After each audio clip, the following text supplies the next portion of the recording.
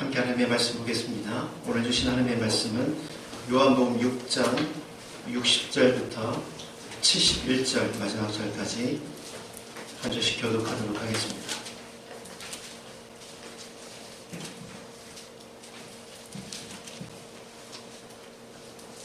요한복음 6장 60절부터 71절 말씀입니다.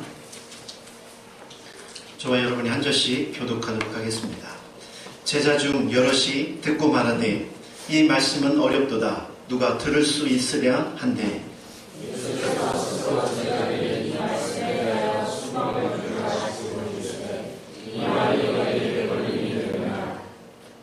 그러면 너희는 인자가 이전에 있던 곳으로 올라간 것을 본다면 어떻게 하겠느냐?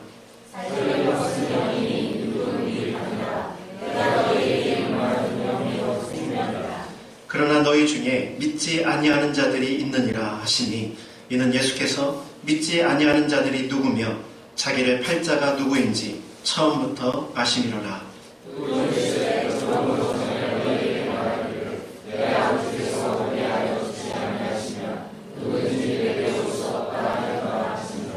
그때부터 그의 제자 중에서 많은 사람이 떠나가고 다시 그와 함께 다니지 아니하더라. 시몬 베드로가 대답하되 주여 영생의 말씀이 주께 있사오니 우리가 누구에게로 가오리이까?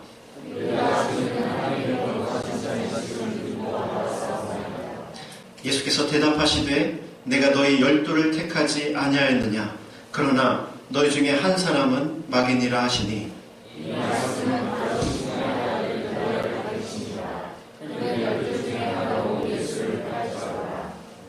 아멘. 한 주간 잘 보내셨죠? 날씨가 많이 바뀌어서 여러분의 옷에서부터 이제 새로운 계절이 사실은 느껴집니다. 일주일 동안 할 일이 없이 지내던 두 젊은이가 있었습니다.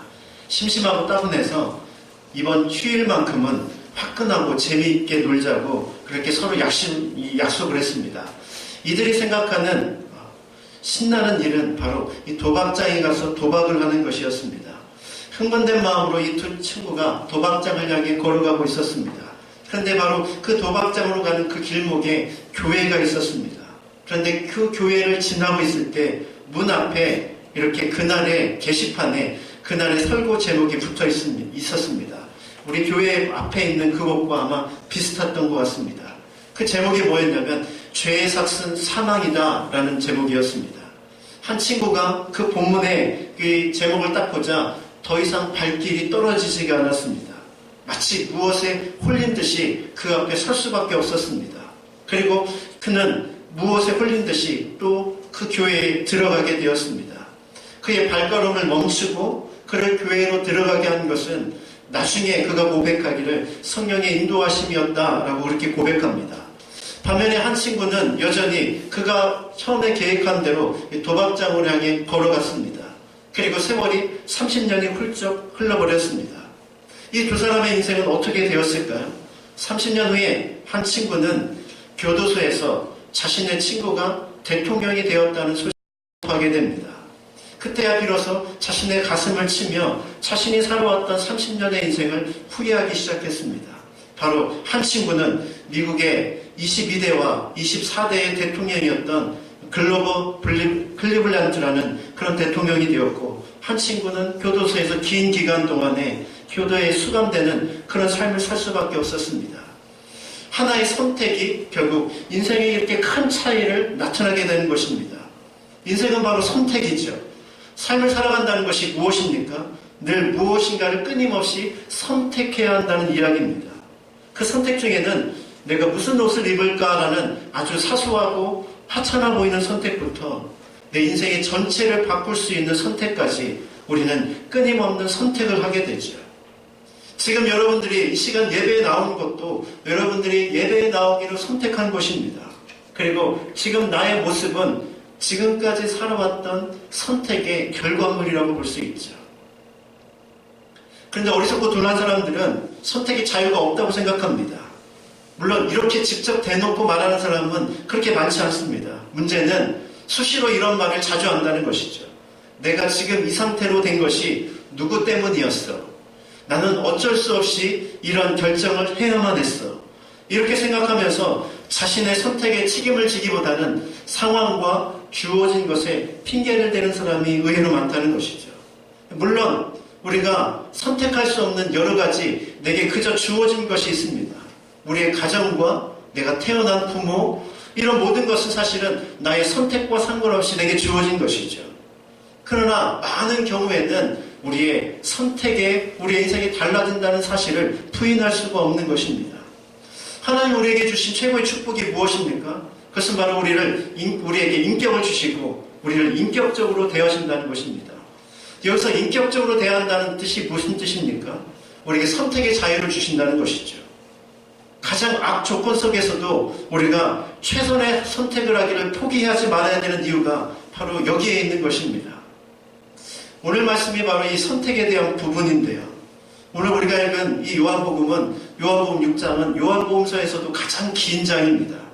우리가 읽은 이 본문의 말씀은 사실은 우리가 요한복음을 읽으면서도 그냥 쓱 지나가는 구절입니다. 왜 그렇습니까? 바로 앞에와 뒤에 엄청난 사건이 있기 때문이죠. 이 요한복음 6장은 우리가 익히 잘 아는 한 사건을 다루고 그 사건에 대한 해석을 다루고 있습니다. 그 사건이 무엇입니까? 그 유명한 오병이어의 사건이죠. 사실 마태, 마가, 누가, 요한복음이 오병이어를 다 같이 똑같이 다루고 있습니다. 그러나 마태, 마가, 누가복음은 대부분 그 사건에 중요한 그 사건을 다루는데 중요한 시간을 할애한다면 사실 요한복음은 더 많은 시간을 이 사건이 주는 진짜 의미가 무엇인지에 더 집중되어 있음을 보게 됩니다.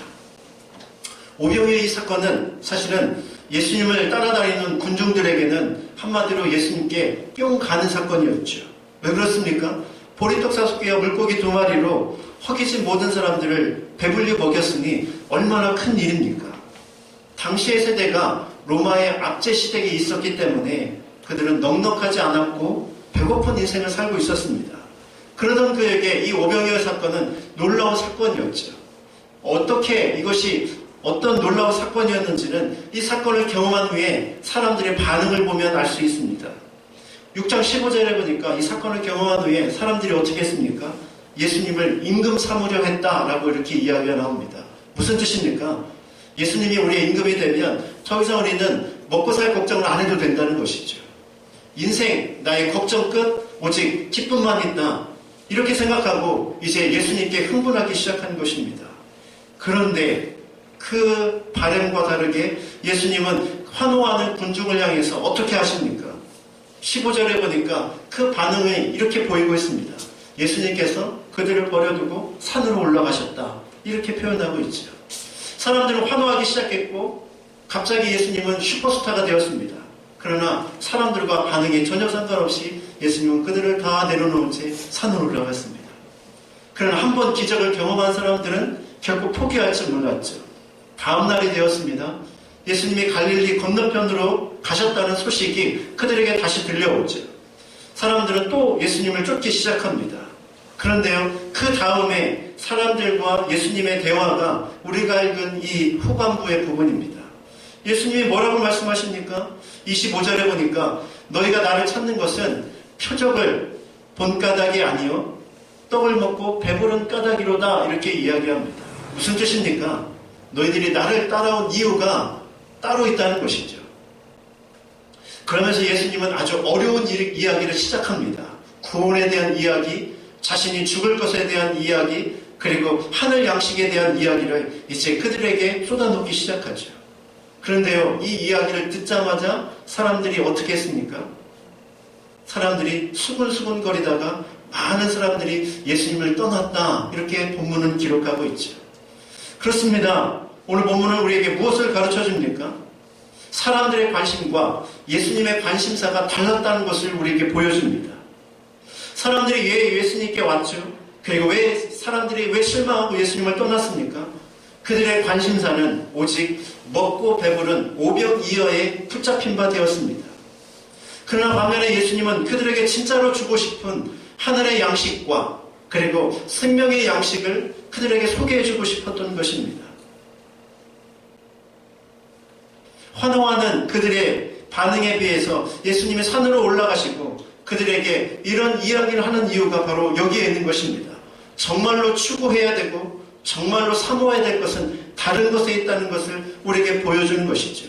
이 사건이 결국 예수님을 따르던 수많은 사람들을 둘로 나누어 놓았습니다. 무슨 뜻입니까?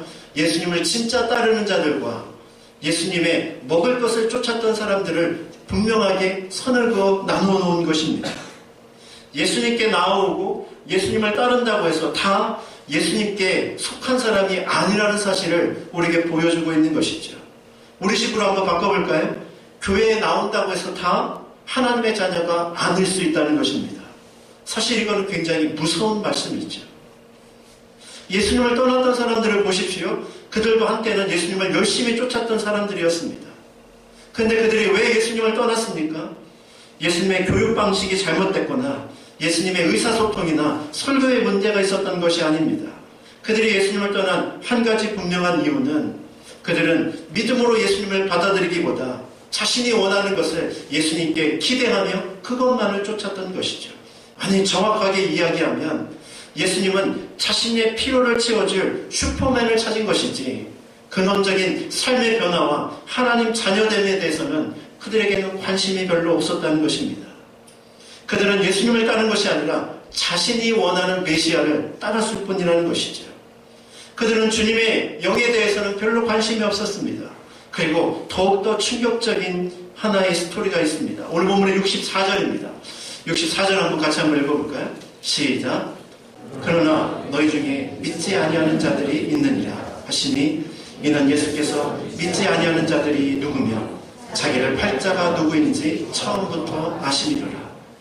예수님을 따르는 수많은 사람 중에 믿지 않은 자들, 믿는 자들, 그리고 예수님을 따르고 믿는 자들이 함께 섞여 있다는 사실을 예수님은 다 알고 있었다는 것이죠.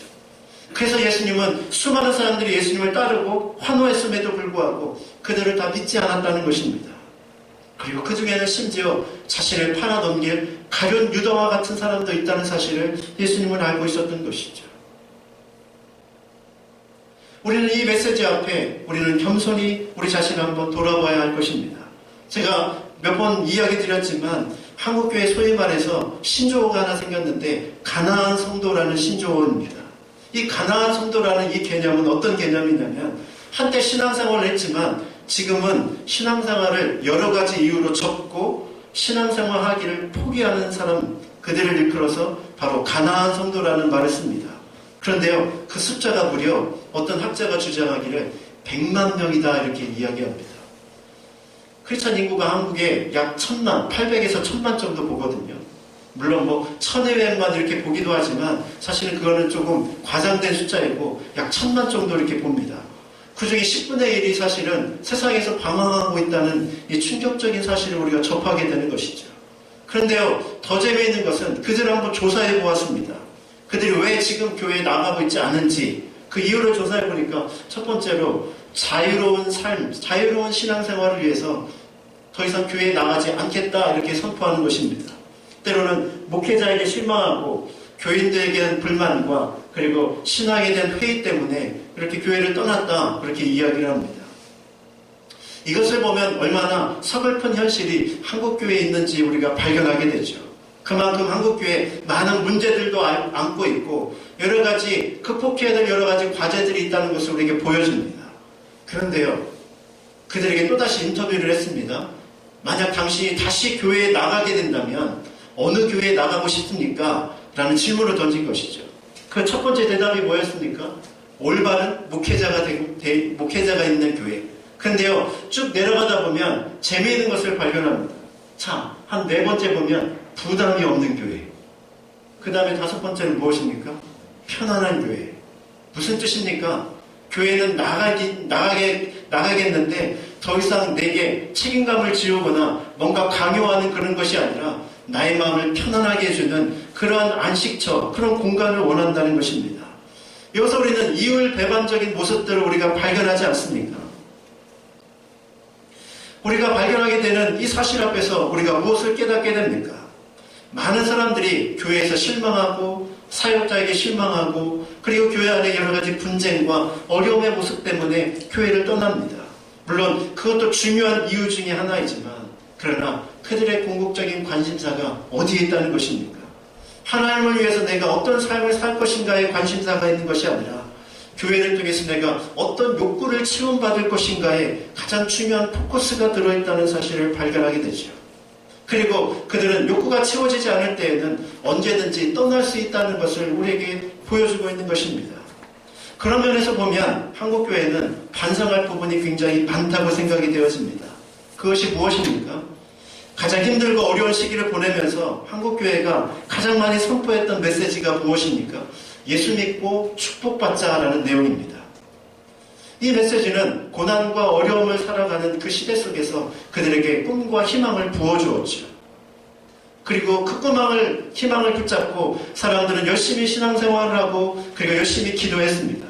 그리고 그것에 플러스 하나님 앞에 더 많이 헌신하면 하나님께서 더 많은 축복을 주신다는 메시지가 또 플러스 되었습니다. 그리고 그 메시지를 듣고 사람들은 더 열심히 최선을 다하여 신앙생활을 했죠. 그러나 여러분, 이 메시지 속에 진리도 있고 비진리도 있다는 사실을 우리가 잘 기억해야만 합니다. 물론 그 시대에는 정말로 필요한 메시지였습니다. 그러나 이 시대에 우리는 이 메시지를 한번 깊이 생각해 볼 필요가 있습니다. 여기서 말하는 복이 어떤 복을 의미하는 것입니까? 여기서 말하는 이 복이 내가 원하는 것을 성취하고 내가 잘 먹고 잘 살아지는 그리고 나의 자녀들이 잘 되는 그런 복이 바로 여기서 말하는 예수 믿고 축복받는다라는 의미라면 여기는 분명히 문제가 있지 않습니까? 이 복은 균형을 잃어버린 복이 되고 마는 것입니다. 예수님을 믿으면 분명히 하나님께서 우리에게 복을 주십니다. 그러나 그 복이 단순히 우리 눈에 보이는 세상적인 복만이 아니라는 사실을 우리가 기억해야 되죠. 예수 믿고 축복받는 것이 사실입니다. 그러나 한편에는 예수 믿고 고난을 받는 삶도 또다시 강조되어야 하는 영적인 균형감을 잃어버린 메시지가 사람들의 마음을 병들게 만드는 것이죠. 이 메시지를 듣고 신앙생활을 시작한 사람들은 어떻게 되겠습니까? 고난이 오고 역경이 오고 그리고 내가 원하는 대로 잘 되어지지 않으면 그 속에서 사람들은 실망하게 되는 것이죠. 그리고 내 뜻대로 되어지지 않을 때 사람들은 예수께 실망했다고 생각하며 교회를 과감하게 떠나버리는 것입니다. 바로 여기에 함정과 모순이 들어있는 것이죠. 우리 시대에는 다시 한번 심각하게 고민을 해보아야만 합니다. 예수를 믿는다는 것이 무엇이고 예수를 따른다는 것이 무엇이며 예수께서 우리에게 주시고자 하시는 것이 무엇인지를 깊게 생각해 볼 필요가 있다는 것이죠. 예수를 떠났던 수많은 사람들, 지금 세상에서 방황하는 가난한 성도들의 모습을 통해서 우리는 이 시대에 던져주는 하나님의 화두 앞에 우리가 정직하게 서야 한다는 것입니다. 나는 왜 예수를 따르고 있는가? 나는 왜 지금 예배를 드리고 있는가? 내가 믿는 그 예수는 어떤 분인가? 이 시대에 우리는 이 시점 앞에서 정직히 서야 할, 그리고 나 자신을 점검해 볼 필요가 있다는 것입니다. 그런 의미에서 보면 한국교회 요즘에 많은 위기라고 이야기합니다. 그러나 이 위기는 또 다른 이면에는 우리에게 기회가 될 수 있죠. 왜 그렇습니까? 바른 신앙을 점검하고 새롭게 세워갈 수 있는 기회가 되는 것입니다. 많은 사람들이 교회 안에 있다고 해서 그것이 진정한 부흥이 아닐 수 있다는 것이죠. 오히려 믿음으로 바로 세워진 사람들이 채워질 때 그것이 진정한 부흥이 될 수 있는 것이죠. 내가 믿는 것, 내가 바라는 것에 집중하는 그 삶은 가장 영적으로 낮은 수준의 믿음입니다. 그것은 자신의 배를 위해서 신앙생활하는 믿음과 같죠. 자신의 배를 만족시켜줄 수 있다면 그것이 하나님이든 다른 것이든 상관이 없다고 따른다면 그것은 하나님을 마치 우상처럼 섬기는 것과 마찬가지라는 것입니다. 하나님을 떠났던 수많은 사람들, 그 사람들은 바로 자신의 목적을 이루기 위해서 하나님만 따랐을 뿐이지 그 말씀에 순종하거나 그 말씀을 받아들이는 데는 그 모든 마음을 닫아버렸다는 것입니다. 우리 삶의 모습 가운데 이런 모습이 있는지 우리 스스로를 점검하는 그런 시간이 되기를 원합니다. 이제 예수님이 그들에게 또 다른 이야기를 하십니다. 무리들은 말 그대로 무리들이었죠. 예수님의 질문과 말씀을 들으면서 많은 사람들이 예수님을 떠났습니다. 더 이상 자신의 욕구를 예수님이 충족시켜주지 않았기 때문이죠. 그러자 그는 등을 돌려버리고 예수님을 떠났습니다. 그리고 이제 예수님을 따르던 12 제자만 그들 앞에 놓여 있었습니다. 그때 예수님이 그들에게 무슨 질문을 던지십니까?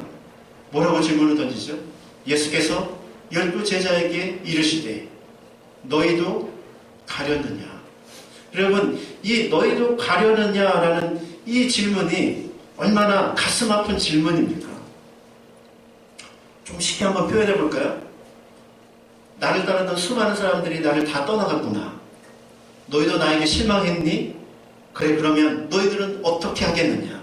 너희도 역시 저 떠나가는 사람들처럼 나를 버리고 떠나겠느냐? 이 질문이죠.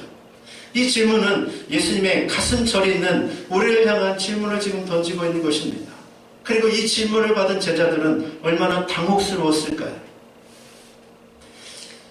사랑하는 자매 여러분, 이 질문을 지금 누구에게 던지고 있습니까? 떠나간 사람들을 위해서 던지는 것이 아니라 아직 남아있는 사람들을 위해서 던지고 있다는 사실에 주목할 필요가 있습니다. 무슨 이야기입니까? 교회 안에 여전히 남아있지만, 아직 안 떠났지만 지금 방황하고 있는 사람들에게 예수님은 지금 이 질문을 던지고 있다는 것이죠. 신앙생활 하다 보면 때로는 당혹스러운 현실을 마주할 때가 있습니다. 신앙생활의 초기에는 우리가 기도하면 얼마나 놀라운지 기도의 응답이 잘 일어납니다. 기적도 경험하고 하나님의 살아계심을 경험하죠. 그래서 내가 경험한 그 하나님을 간증하고 고백하며 찬양하기도 합니다. 그런데요, 어느 순간부터인지 더 이상 기적의 역사가 나타나지 않고 더 이상 기도의 응답도 나타나지 않습니다. 마치 하나님이 역사하심이 사라진 것처럼, 하나님이 나를 잊어버리신 것처럼 그렇게 아무것도 보이지 않는 그 시점을 우리가 마주하게 될 때가 있다는 것이죠. 그때가 되면 내가 지금까지 믿은 이 믿음이 정말로 바른 믿음이었는지, 내가 헛된 것을 쫓은 것은 아닌지, 그런 신앙적인 회의에 빠지게 되는 때가 우리에게 오게 된다는 것이죠. 그런데요, 여러분, 바로 이 시점에 하나님께서 우리에게 던지시는 질문이 바로 이 질문입니다. 이렇게 때로는 역사가 일어나지 않고 아무것도 일어나지 않은 그 순간에 너희는 나를 떠나겠느냐? 이 질문을 던지고 있는 것이죠. 신앙생활이라는 것이 사실은 생각하는 논리에 잘 맞지 않을 때가 분명히 있다는 것을 알아야만 합니다. 아무리 생각해도 답이 나오지 않는 현실을 마주할 때가 있다는 것이죠. 이해하려고 해도 이해되지 않는 그 순간을 맞이할 때 여러분은 어떻게 하시겠습니까? 어떤 사람은 보기 싫은 사람 때문에 교회를 떠나고, 어떤 사람은 사역자 때문에 교회를 떠나고, 어떤 사람은 예수님에 대한 매력을 잃어버리고 교회를 떠납니다. 사실 교회를 떠나려고 생각하면 이유는 수도 없이 많습니다. 바로 그렇게 회의와 그리고 신앙적인 갈등을 겪을 때 이 질문 앞에 우리는 항상 서야 하는 것이죠. 아직 교회를 떠나지 않았지만 교회 안에도 의외로 이런 신앙의 감격을 잃어버린 채 살아가는 사람들이 많다는 것입니다. 그들은 주님을 따른다는 것이 무엇인지, 신앙생활을 하는 것이 무엇인지 스스로 질문을 던지지 않고 그저 습관을 쫓아서 주일이 되면 여전히 나와 예배를 드리지만, 그러나 신앙의 감격을 잃어버린 지는 이미 오래된 것이죠. 그리고 설교 말씀이 내게 가슴으로 다가오지 않습니다. 현실의 삶도 힘든데 천국이 무엇이며, 매일매일 삶의 문제 속에서 살아가는데 이 신앙의 삶이 나에게 어떤 유익이 되는지 잘 가슴으로 느껴지지 않는 것입니다. 사실 교회에 아직 남아있지만 이 사람들은 교회를 떠날 마음의 준비가 되어는 가나안 성도로 되어가는 상황에 있는 사람들이 의외로 있다는 것이죠. 바로 이런 상황 가운데 하나님은 우리에게 질문을 던지고 있는 것입니다. 너희도 가겠느냐? 이 질문을 던지는 것이죠. 왜 주님께서 떠나는 자에게, 아니 떠나고 싶은 자에게 던지는 것이 아니라 남아있는 자에게 던지고 있을까요? 여전히 그들에게는 아직 기회가 있기 때문입니다. 그들이 새롭게 돌이켜서 새롭게 살아갈 수 있는 기회가 여전히 그들에게 있기 때문에 이 질문을 우리에게 던지고 있는 것이죠. 너희도 가려느냐? 너희도 갈래가 아니라 이 질문의 핵심에는 이런 상황 가운데서도 너희들이 믿음을 포기하지 않고 끝까지 나를 붙잡겠느냐? 바로 주님의 이 절절한 메시지가 그 속에 들어있는 것입니다. 이 질문 앞에 설 때 우리는 진정한 신앙의 전환점을 맞이하게 됩니다. 오늘 많은 사람들도 처음에는 무언가 필요 때문에 신앙생활을 시작할 수 있습니다. 병고침을 받기 위해서, 때로는 나의 인생에 더 아름다운 미래를 위해서, 자녀들을 위해서 신앙생활을 출발합니다. 물론 이것은 부정할 수 없는 신앙생활을 시작하는 이유가 되죠. 그러나 시간이 이미 많이 지났음에도 불구하고 여전히 이 내 욕구에만 붙잡혀 있다면 그 사람의 신앙은 성장하지 못한 채 어린아이 신앙이 그대로 머물러 있는 것입니다. 바로 그 시점에서 주님은 이해할 수 없고 납득되지 않는 사건 앞에서 우리에게 이 질문을 던지시는 것이죠. 너도 갈래? 이 질문인 것입니다. 성경이 잘 이해되지 않고 불합리해 보이는 그런 상황 앞에 접할 때에도 우리는 이 질문 앞에 정확하게 서서 내 자신의 믿음의 결단을 내리는 것이 필요하다는 것입니다. 사실 사역자로서 사역할 때 가장 힘들 때가 언제인지 아십니까? 그것은 아무리 이해해 보려고 해도 이해가 되지 않고 나도 수용이 되지 않는 그 사건들을 성도들에게 위로하고 설명을 해 주어야 할 때입니다. 어떤 사람과 상담을 하게 될 때 내가 더 가슴이 터지고 내가 더 힘들어지고 내가 더 고통스러운데 그에게 해줄 말이 없다는 것이죠. 왜 그렇습니까? 나 자신조차도 이해가 안 되고 납득이 안 되는데 무슨 이야기로 그 사람을 위로하고 설명해 줄 수 있겠습니까? 그때 할 수 있는 딱 한마디가 있습니다. 하나님이 더 선한 길로 인도해 주실 것입니다. 사실 이 말을 하기가 듣는 사람도 힘들고 하는 사람도 힘든 말이 바로 이 말이죠. 지금 이해되지 않는 상황 속에서 하나님이 더 선하게 인도하실 것이다. 이 말이 그 사람에게 위로가 되겠습니까? 아니요. 그 말을 하는 사역자도 고통스럽고 힘들기는 마찬가지라는 것이죠. 그러나 여러분, 여기에 믿음의 본질이 있다는 것을 여러분 기억하십시오. 만약 우리 인생이 다 이해가 되어지고 다 납득이 되어진다면 무슨 믿음이 필요하겠습니까? 생각하는 대로 살아가면 됩니다. 그러나 우리의 신앙에 갈등이 오고 이해할 수 없는 그 사건을 접했을 때 우리의 진짜 믿음이 시작되는 것입니다. 신앙은 바로 그 순간에 필요한 것이죠. 신앙은 이해하는 것이 아니라 하나님께 자신의 전부를 내어 맡기고 나의 인생 모든을 하나님께 거는 것입니다. 내 이해도 내 생각도 내려놓고 나의 전부를 그 순간에 하나님께 내려놓는 것이죠. 그것이 바로 믿음이지 않겠습니까? 믿음이 시작되어지고 믿음이 자라는 시점이 언제입니까? 항상 이해되지 않고 납득되지 않는 그 순간이 진짜 우리의 믿음이 시작되어지고 우리의 믿음이 자라는 순간이라는 것이죠. 성경은 그런 그런 모습들을 우리에게 끊임없이 이야기해 줍니다. 성경은 불합리하고 이해할 수도 없는 고난을 받은 사람들의 이야기로 가득 차 있습니다. 형에게 죽임을 당했던 이 아벨을 생각해 보십시오. 그의 삶이 이해가 됩니까? 120년 동안 비웃음 속에서 방주를 지어야 했던 노아는 어떻습니까? 형들에게 팔려서 노예로 팔려간 요셉은 어떻습니까? 이유 없이 고난을 받았던 욥은 어떻습니까? 하나님의 놀라운 메시지를 전함에도 불구하고 회개하고 돌아오기는커녕 돌이 날아오고 자신을 죽이려는 적들만 주변에 깔린 이 예레미야의 삶은 어떻습니까? 그리고 예수님은 어떻습니까? 아무 잘못도 없음에도 불구하고 십자가를 지어야 되는 이 십자가가 그리고 납득이 되고 이해가 되는 사건입니까? 결코 그렇지 않죠. 합리적이지 않을 때 바로 그때가 진정한 믿음이 필요할 때입니다. 그리고 그때 우리의 믿음이 성장하고 자라고 있는 것이죠. 우리의 믿음이 욕구 만족에서 이제 하나님의 뜻을 이루는 그 삶으로 한 단계 전진해 나가고 성장하는 시점이 바로 그 시점이라는 것입니다. 그래서 때로는 지금 상황에서 보면 답도 없고 전혀 이해할 수 없지만 그럼에도 불구하고 우리가 그 믿음을 포기하지 않아야 될 이유가 바로 여기에 있는 것이죠. 주님, 너희도 가려느냐? 이 질문은 이해되지 않고 납득되지 않은 이 사건 속에서도 나를 붙잡겠느냐라는 믿음의 도전의 메시지로 우리에게 전해주는 것이죠. 이 질문 앞에 우리가 당당히 접할 때마다 그럼에도 불구하고 믿음을 포기하지 않고 오히려 그 시점에 여러분이 믿음이 성장하고 자랄 수 있기를 주님으로 축원합니다. 마지막 세 번째, 그 다음의 모습이 무엇입니까? 이제 믿음의 결단의 모습들이 나타나게 되는 것을 보게 되죠. 주님은 남은 자에게 너희도 가려느냐 이 질문을 던집니다. 근데 이 질문 앞에 아무도 함부로 나서서 대답하는 사람이 없었습니다. 침묵이 흐르고 그리고 마침내 침묵을 깨는 한 사람의 대답이 등장하죠. 그 대답은 누구의 대답입니까? 그렇죠. 언제나 나서기를 좋아했던 베드로의 고백입니다. 베드로의 고백이 68절과 69절에 이렇게 나와 있습니다. 같이 한번 읽어보겠습니다. 시작.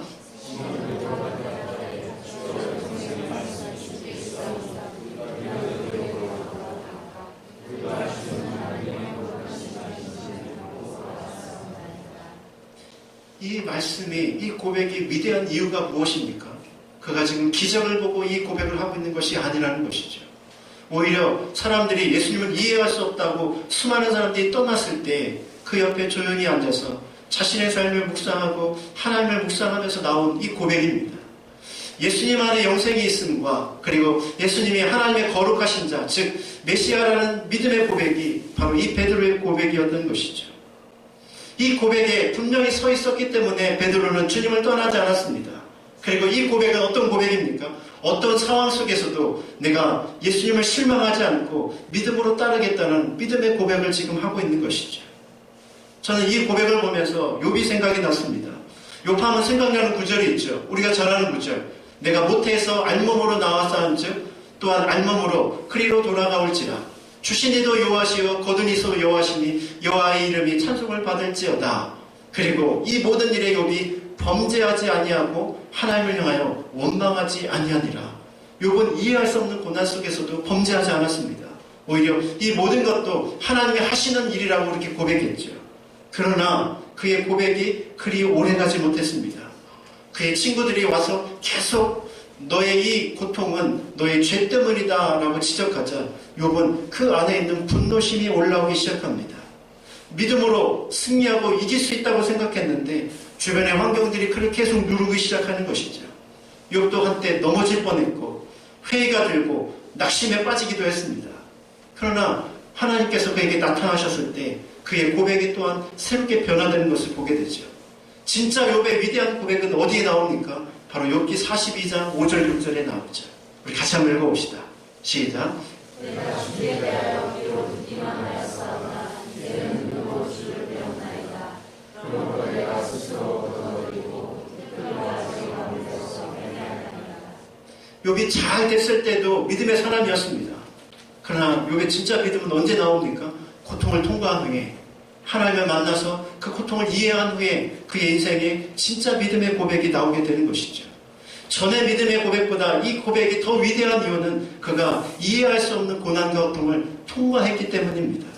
그는 가까이에서 내게 말씀하시고 내 옆에서 나와 함께 하시는 그 하나님을 인격적으로 경험하고 체험한 것이죠. 이제 말씀으로 다시 돌아올까요? 본문에는 세 부류의 사람이 등장합니다. 이미 떠난 자와 그리고 남은 자, 그리고 예수님을 팔 유다와 같은 사람이 있죠. 놀라운 것은 수많은 사람들이 예수님을 떠났다고 해서 주님은 결코 서운해하지 않았다는 것입니다. 소수의 남은 자들을 통해 하나님은 위대한 역사를 이루실 것에 대한 확신이 있었기 때문이죠. 그렇습니다. 미안하지만 이 시대에 수많은 사람들이 교회를 떠나고 그리고 교회에 대한 비난의 소식이 있더라도 물론 마음이 안타깝고 힘들지만 그러나 예수님의 관심은 그들에게 있지 않습니다. 남아있는 우리들에게 있다는 것이죠. 남아있는 교회 안에 있는 사람들이 믿음으로 바로 세워질 때 바로 그들을 통해서 그 소설을 통해서 하나님 세상을 새롭게 변화시키기를 원하신다는 것입니다. 주님의 역사는 항상 이렇게 믿음 위에 세워진 소설을 통해서 이 땅 가운데 나타났다는 것이죠. 바로 지금 우리가 이 예배를 지금 드리고 있습니다. 하나님이 요구하시는 믿음에 합당한 그 위에 믿음의 본질 위에 바로 서는 저와 여러분이 되기를 소망합니다. 하나님의 역사가 바로 다른 믿음에 서 있는 저와 여러분을 통해서 이 땅 가운데 나타나도록 우리의 인생을 베드로처럼 그렇게 드리는 그런 삶을 살아가기를 원합니다. 저와 여러분은 어느 부류에 속해 있습니까? 그리고 이 질문 앞에 여러분은 어떻게 대답하시겠습니까? 68절을요 유진 피터슨이 다시 번역한 메시지에는 이렇게 번역을 했습니다. 주님, 참된 생명, 영원한 생명의 말씀이 주께 있는데 저희가 누구에게 가겠습니까? 저희는 이미 주님이 하나님의 거룩하신 분임을 확신하며 주님께 내 인생을 걸었습니다. 믿음의 본질이 여기서 무엇인지를 소개해주고 있지 않습니까? 믿음의 본질은 하나님이 어떤 분이신지를 알고 그분께 내 인생 모든 것을 거는 것입니다. 우리의 감정과 생각도 다 그 앞에 걸어버리는 것이죠. 바람이 있다면 우리에게 이런 믿음의 고백이 있기를 원합니다. 그리고 이런 믿음의 결단이 우리에게 있기를 소망합니다. 여러분이 어떤 일 위에 서 있더라도 그 믿음을 포기하지 마십시오. 그 믿음을 포기하지 않으면 반드시 욥이 그 고난을 통해서 새로운 삶으로 나아가듯이 여러분 자신도, 여러분의 가정도, 여러분의 자녀들도, 여러분의 남편들도 결국 새로운 변화 역사를 경험하게 될 것입니다. 이 질문 앞에 베드로와 같은 믿음의 고백할 수 있기를 주님의 이름으로 축원합니다. 같이 기도하겠습니다.